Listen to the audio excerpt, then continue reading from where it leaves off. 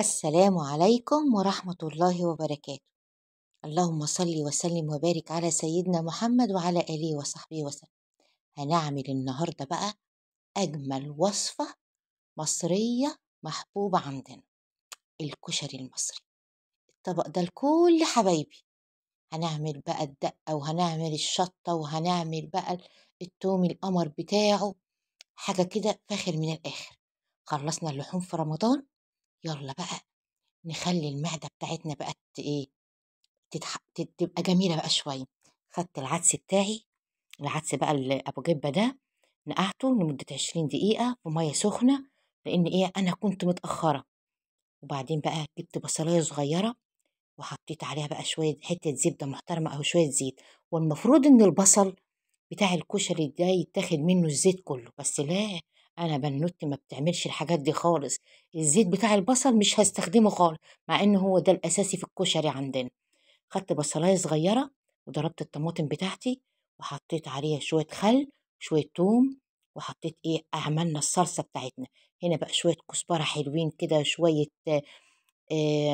فلفل أسمر، شوية التوابل بتاعتنا بتاع الكشري القمر ده، البابريكا، لأن الطماطم طبعا احنا ما خرجناش من السوق ولا رحنا السوق، فالطماطم بتاعتنا صفرة شوية كده، نحط عليها كيس صلصة مفيش مشكلة خالص.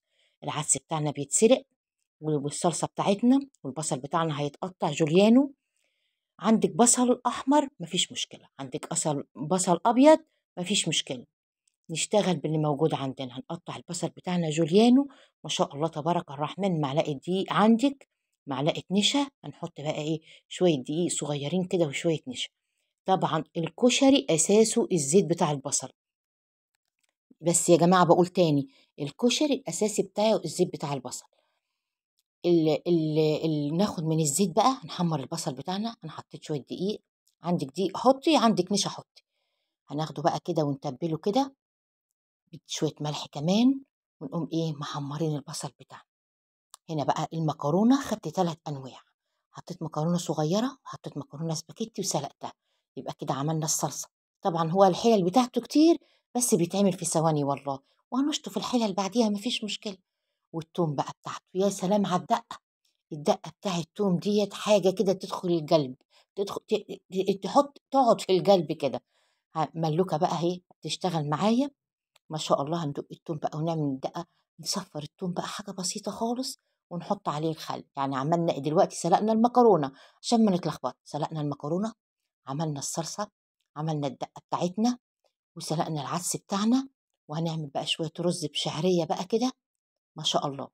أهي جبنا التوم بتاعنا، هنا بقى الخل يا سيدي، شم الريحة بقى، التوم مع الخل حاجة كده فاخر من الآخر، ما شاء الله تبارك الرحمن. أحلى دقة تاخديها، شوية كمون بقى وعصرة ليمون. أدا المكرونة بتاعتنا انسلقت، وأدا العدس بجبة اتسلق، وأدا البصل المقرمش بقى حطينا عليه شوية ملح كده على شوية فلفل أسمر، يا سلام. وأدا الدقة بتاعت الخل، رز بالشعرية، ونكون الطبق بقى والصلصة بتاعتنا، يا سلام. طبق كشري ما فيش المصريين ما فيش بقى لهم كلام بعد كده، ما شاء الله تبارك الرحمن. نبدأ بقى نحط المكونات بتاعتنا.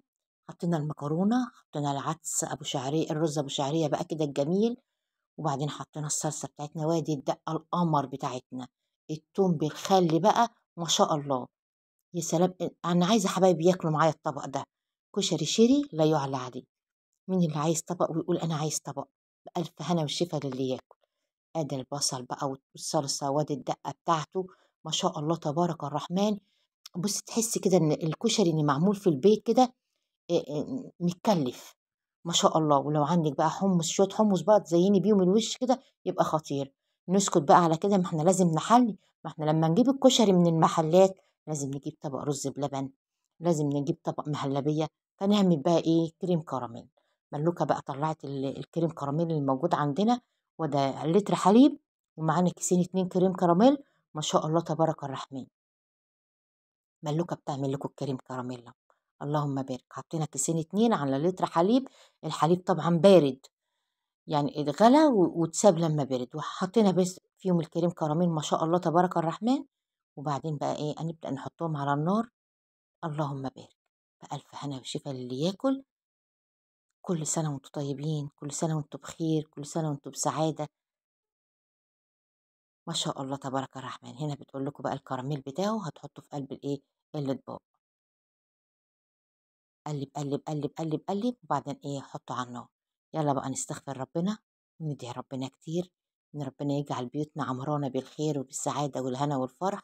ما شاء الله تبارك الرحمن. الكشري المصري لا يُعلى عليه، أكلة مصرية خطيرة، ومن إيد شيري أجمل وأجمل. مين اللي عايز طبق؟ يالّا حبايبي اتفضلوا. وهنا الكريم كراميل القمر. ممكن تعملي بقى رز بلبن، ممكن تعملي مهلبية، المهم بعد الكشري حاجة ساقعة وحاجة حلوة. ما شاء الله تبارك الرحمن. هتسيبه بقى يغلي وبعدين تصبه في الأطباق على طول.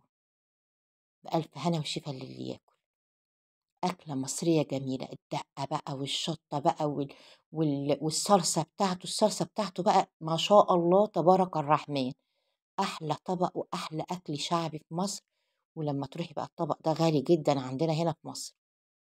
هنا بقى الكريم كراميل ما شاء الله، حطت الكراميل بقى تحت كده. هنا ما شاء الله تبارك الرحمن، وهتبدأ تصب بقى. يا ريت بقى ما تنسوش شيري في اللايك واشتراك في القناة. بحبكم في الله يا أحلى اخوات في الكون كله. ما شاء الله تبارك الرحمن. يبقى اتغدينا وحلينا كمان.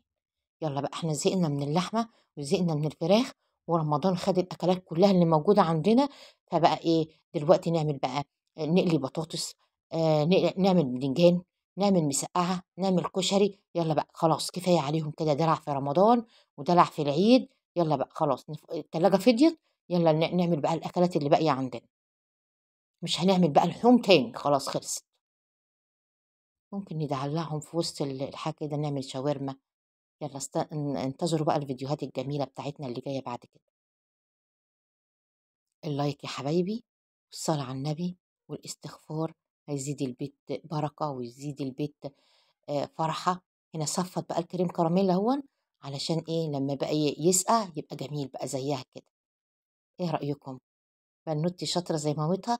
يلا اكتبوا لي في التعليقات الكشري المصري من ايد شيري عجبكم، والكريم كراميل من ايد ملوكة القمر عجبكم. يلا انزلوا بقى في التعليقات وقولوا لي. وعايزين مني بقى الأكلة الجاية، قولوا لي بقى الأكلة الجاية أعمل لكم إيه؟